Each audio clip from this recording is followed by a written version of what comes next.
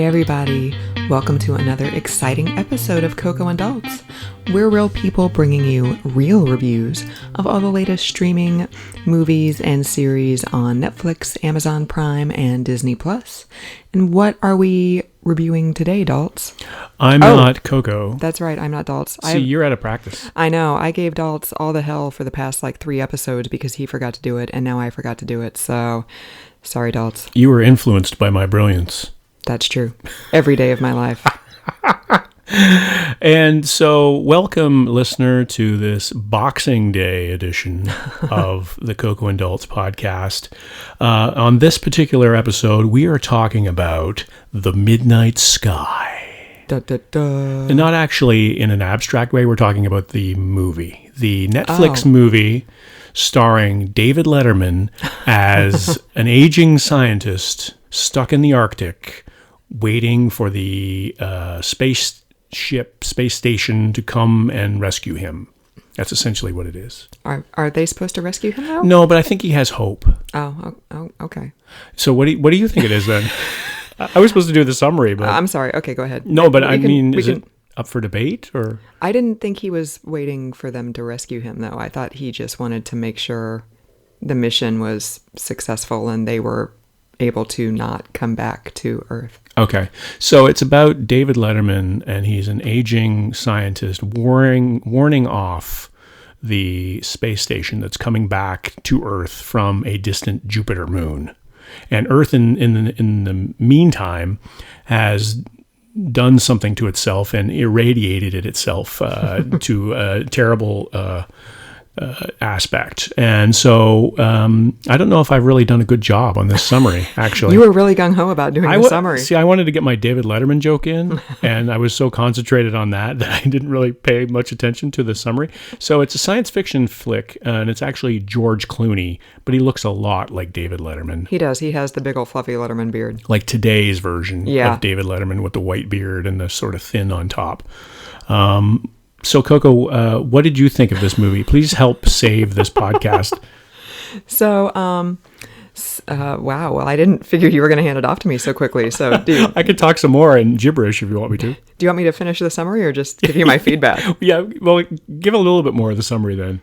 Okay, so Clooney is an aging scientist. He's at a base in the Arctic Circle trying to communicate with these 5 astronauts who are coming back from the distant moon of Jupiter, which they are trying to determine, is it inhabitable, because humans have effed up this planet, so we need to go find a home for ourselves. It's clearly way into the science fiction. This is no way, and this is never going to happen. Yeah, because we suck. So, so the movie is like half Clooney's adventures in the Arctic Circle and half the astronauts trying to make it back from Jupiter. And it was fine. I didn't hate it, but it just wasn't. Despite the summary, there really wasn't a whole lot going on. It was just okay. It was kind of boring for stretches. I didn't really care about Clooney. I didn't the most entertaining part of it was the longest stretch without Clooney, where it's just the astronauts and they're dodging asteroids in space and they have to do a spacewalk. It felt a lot like Away, which we just saw 3 or 4 months ago. I was thinking it was kind of like Away meets Ad Astra. Yeah, it had that kind of Ad Astra, where they have to go to the distant, Neptune in the solar system, and then they're trying to figure out what to do with Earth and all that sort of stuff. So it had a lot of that, and of course, George Clooney and Brad Pitt are buddies, and so maybe this was like George Clooney's Ad Astra, but not as well done. Not as well done. Not as tense. I agree with you. It dragged on quite a bit, and it was only 2 hours long. And it was only 2 hours. It's not like it was a 3-hour long movie, and we were just like, "Oh Christ, is this thing ever going to end?" It was only 2 hours long. It felt every bit of its 1 hour and 58 minutes. Like it was the duration was just hard to fathom, and it really had a tough time, I think, deciding what kind of a movie it wanted to be. Like, did it want to be this story of a man lonely and his broken dreams in the Arctic Circle all by himself? I don't know if we mentioned that, but Earth had evacuated a lot of the people from the troubled or from the troubled zones into different zones on Earth. And the Arctic Circle was this one base where everybody left except George Clooney because he had cancer, terminal cancer by the sounds of it. We never really got clarification on that. But yeah, there was a lot of stuff that remained murky. Yeah. Yeah. So he's by himself, and it sort of started off, I thought it started off really well, and it was interesting. There's this guy by himself, and he's on Earth, and he feels very alone. And so there's a lot of questioning, in this time, especially now we're in the pandemic, it had a lot of relevance. It's like there's a lot of people out there eating their, frozen dinners and their cereal and at the table by themselves looking out the window, which is how this movie starts. And so I thought there was a lot of things we could relate to on that, but it didn't really go very far for me. I thought George Clooney was pretty good, actually. This is the first movie, as we were talking about while we were watching it, this is the first movie he's done in 5 years, which is amazing because he wanted to raise his twins, I believe. Yeah. So he, I like George Clooney. I think I like him a lot more than you do. I think that's safe to say. I liked him until he sold out and became a fame whore and had his tequila brand sponsor his wedding. And yeah. So wait a minute. You're telling me that if a tequila brand came to you and said, I'm going to sponsor your wedding, you would turn it down?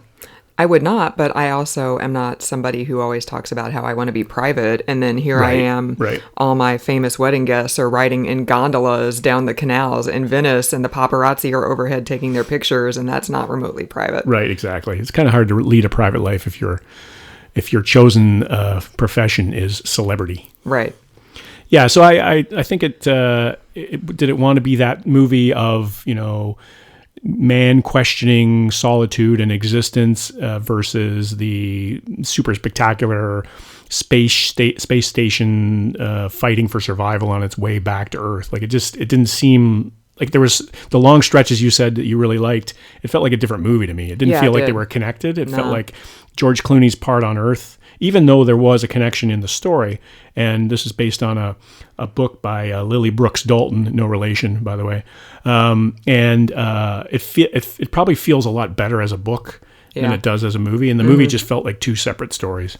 Yeah, and the way the two stories, there's two ways the two stories are connected, and the second way was just completely obvious to me from the very beginning. You totally called it. I saw that plot twist coming from a mile away. I also saw the other plot twist of the young child. I knew who that was immediately. Oh, did you really? Yeah, I totally knew who that was. I knew she wasn't real. Right. Yeah, there's a character who's a figment of Clooney's imagination, and she's basically a device to give Clooney somebody to interact with, because a character is going to be a lot more sympathetic protecting a small child than just shuffling around an abandoned research facility eating cereal and looking like David Letterman. Yeah, looking like David Letterman. So I will say, so this takes place in 2049.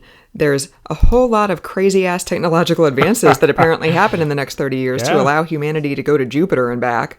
I will not comment on that specific part of the realism or lack thereof, though. What I will comment on is, so Clooney has to get from his research station that he starts at to a separate research station because he's trying to communicate with this spaceship, and the satellite dish at the station he starts at is not big enough for the signal to reach into space to alert the astronauts as to what's happening on Earth. So he has to trek across the Arctic to this separate station that has apparently the mother of all satellite dishes. And somehow he manages to do that. And he doesn't freeze, even though he falls into the Arctic Ocean at some point and does not immediately die of hypothermia as soon as he comes out of the water. Yeah. So I question that because I think it takes something like 45 seconds to, it's some incredibly quick amount of time before you're in the water and you're dead. Yeah. And he was just like, oh, this is not very pleasant. Right. Yeah. He was just like, no, I need to save my motor. I understand why he was doing it. His motorbike fell through the ice. That would be a snowmobile, actually. Snowmobile, sorry. It fell through the ice. And then it also had his chemo stash on there because he's given himself transfusions because nobody else can do it. So I understand why he did that. But I'm like, no, he's been underwater for 5 minutes. Yeah. And that's So and then he comes out of that, and then they go into like it becomes dusk, I should say. Yeah. So the sun is going down, and he's just Soaking been wet. submerged Yeah. in chilly water. right, absolute zero water. And they don't have a fire going or anything like Right. that. So like I don't know, I just didn't buy that part of it at all.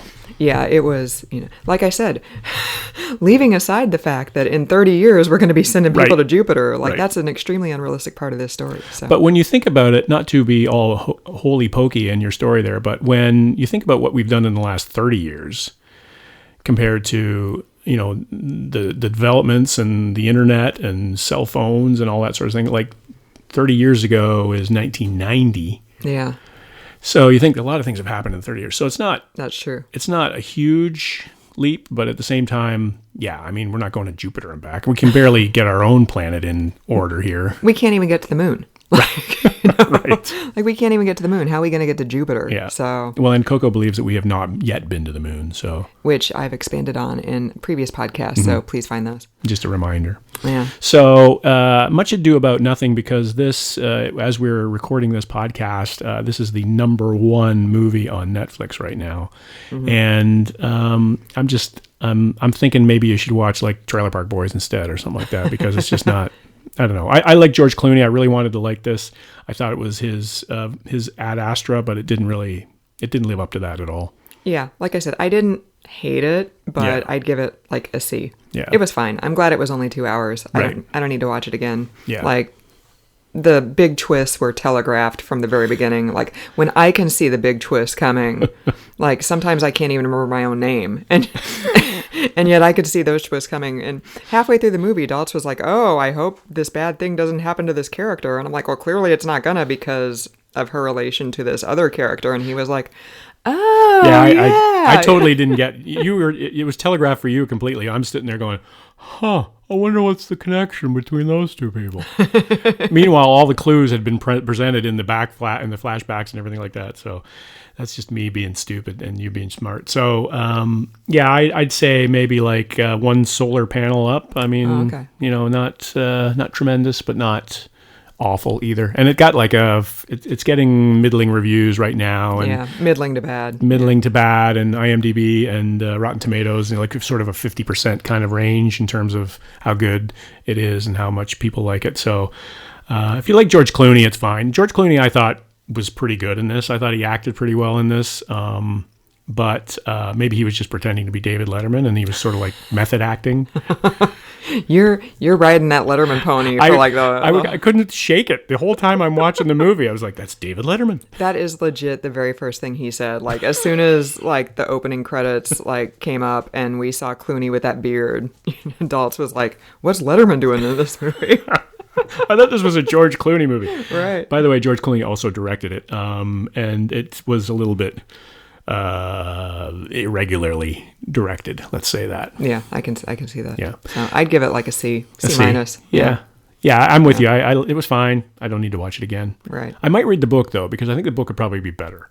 The only review I read of it, just because I wanted to make sure there was nothing that I missed in the movie, like there wasn't something that I just completely didn't pick up on or whatever, did kind of say like this is a sort of movie that should be watched, in a theater on an 80-foot tall screen. And I was like, yeah, you know what? I mean, I can see that for the effects, but at the same time, I'm fine with being at my couch. Right. I didn't need to pay $15 to go see this. Well, we have a fairly decent sized TV, so we were able to see the special effects and everything like that pretty good. Yeah, that's true. The thing I was most disappointed about when I was looking for the Brad Pitt Ad Astra comparison is that there was no angry Space Bojo in this movie. Yeah. And that was disappointing. On the one hand, angry space monkeys add to movies. On the other hand, humans, like I said, we suck. We don't need to be taking monkeys into space and experimenting on them. Exactly. Be better. Be better people. Be best, as Melania says. Well, and speaking of better, we're better than ever, listener. So keep downloading, keep liking, keep visiting our website and checking us out, because we got lots of podcasts. That we do. And so for another episode of the Coco and Dulles podcast, I'm not Coco. And I'm not Daltz.